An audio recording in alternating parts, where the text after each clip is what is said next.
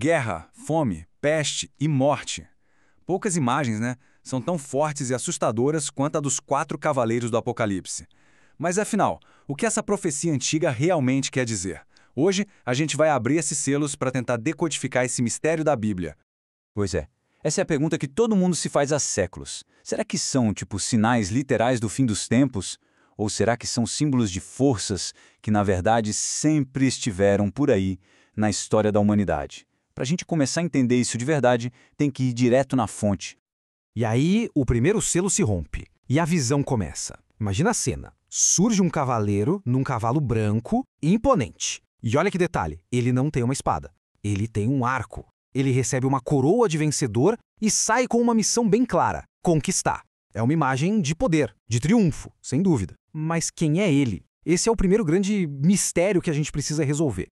Mas logo em seguida, a coisa muda completamente. Aparece um outro cavalo, agora vermelho, um vermelho fogo, sabe? A cor do sangue. E a missão do cavaleiro dele, nossa, é terrível, é tirar a paz da terra, fazer com que as pessoas se matem. Ele carrega uma espada enorme e com ela, ele joga a humanidade uns contra os outros. Aqui não tem mistério, né? É a guerra pura e simples.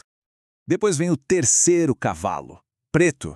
E o cavaleiro dele segura uma balança, que a gente normalmente pensa em comércio, em justiça. Só que não aqui. Aqui a balança é símbolo de escassez. Aí uma voz anuncia o preço da comida, e é um absurdo. O salário de um dia de trabalho mal dá para comprar o pão daquele dia. A mensagem é bem direta. Depois da guerra vem o quê? Colapso econômico, fome. Então, vem o último. E olha, esse é de arrepiar. Um cavalo pálido, meio esverdeado, sabe? A cor da doença, da morte mesmo. E é a primeira vez que o texto fala o nome de um cavaleiro, e o nome dele é Morte. E ele não tá sozinho. O Hades, que é o reino dos mortos, vem logo atrás, seguindo ele de perto, pronto para recolher todo mundo. É o ponto final, o resultado inevitável de tudo que veio antes. Ok, então vamos recapitular. A gente tem conquista, guerra, fome e morte. Essa é a sequência. Mas para a gente entender de verdade o que está acontecendo, a gente tem que voltar para o primeiro. Quem é, afinal de contas, aquele cavaleiro misterioso no cavalo branco? Porque, olha, essa é a peça-chave que destrava todo o resto. Bom, ao longo dos séculos surgiram basicamente 3 grandes teorias para explicar quem ele é. A primeira, que é a mais antiga, diz que ele seria o próprio Jesus Cristo triunfante. Aí tem uma segunda ideia, muito comum na visão amilenista, que diz que ele representa a mensagem do evangelho se espalhando pelo mundo, vitoriosa. Mas tem uma terceira teoria, e essa é bem forte na interpretação pré-tribulacionista, que diz que na verdade estamos olhando para alguém bem mais sombrio, o anticristo. Certo. A teoria de que seria Jesus, ela tem alguns problemas se a gente olhar o texto de perto. Primeiro, o próprio texto diz que Jesus, como o cordeiro, é quem está abrindo os selos e liberando os cavaleiros. Fica meio estranho ele abrir o selo e sair cavalgando ao mesmo tempo, né?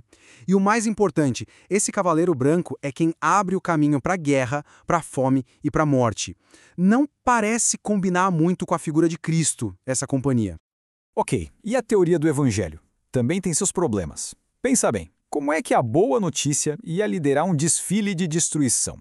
Não faz muito sentido. E tem um detalhe no texto original, em grego, que é bem interessante. Quando fala do segundo cavalo, o vermelho, usa uma palavra alhos, que quer dizer outro do mesmo tipo. Isso dá a entender que todos os 4 cavaleiros são do mesmo tipo, ou seja, todos eles têm essa natureza negativa.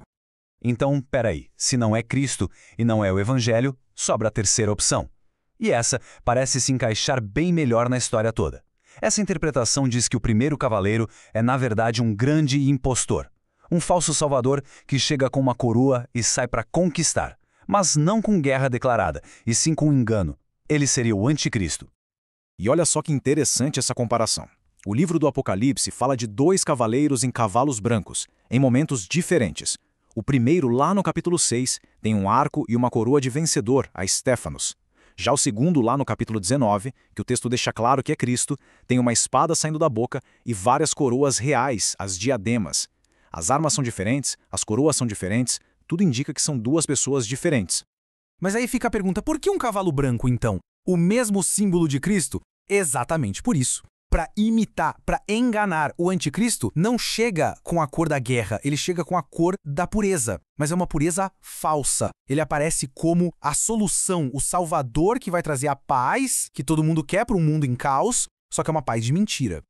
E no momento em que o mundo compra essa ideia de paz falsa, aí sim o palco está montado para as consequências de verdade. A chegada desse primeiro cavaleiro é o que dispara a vinda de todos os outros.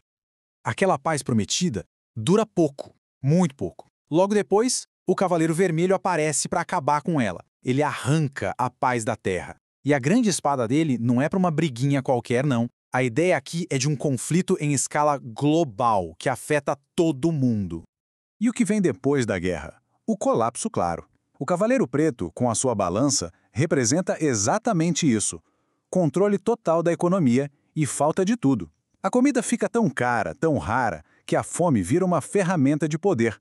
O básico para não morrer de fome passa a custar o salário inteiro de um dia de trabalho. Imagina só!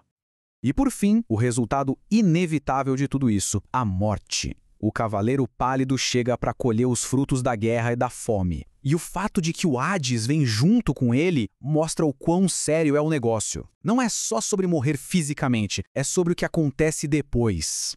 Certo, então a gente tem essa sequência terrível. Paz de mentira que leva à guerra, que leva à fome, que leva à morte. Mas, quando isso tudo aconteceria? Como isso se encaixa no grande esquema das coisas? Para entender isso, a gente precisa olhar para a linha do tempo que o próprio Apocalipse parece sugerir.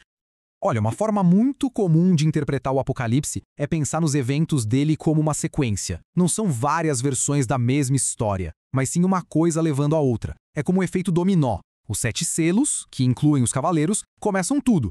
Quando o 7º selo é aberto, ele dá início a 7 trompetas. E as trompetas, por sua vez, levam a 7 taças. Cada etapa é mais intensa que a anterior. E onde que os 4 cavaleiros entram nessa linha do tempo? Segundo essa linha de interpretação, eles são o evento de abertura. Eles aparecem bem no comecinho de um período de 7 anos de crise mundial, conhecido como a Tribulação. O gatilho para tudo isso seria o anticristo assinando aquele famoso acordo de paz de 7 anos. Mas qual o estrago que essa primeira fase, essa cavalgada, causa? O texto é bem específico e o número, olha, é de cair o queixo. O poder que eles recebem é sobre 1/4 da Terra. Para pensar um pouco no que isso significa. 1/4!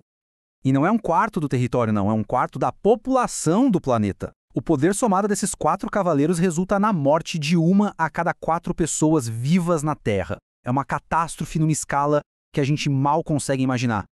E o texto ainda detalha como essa morte acontece. Pela espada, que é a guerra do Cavaleiro Vermelho, pela fome do Cavaleiro Preto, pela peste ou doença que vem com o Cavaleiro Pálido e até pelos animais selvagens, como se a própria natureza se voltasse contra a humanidade.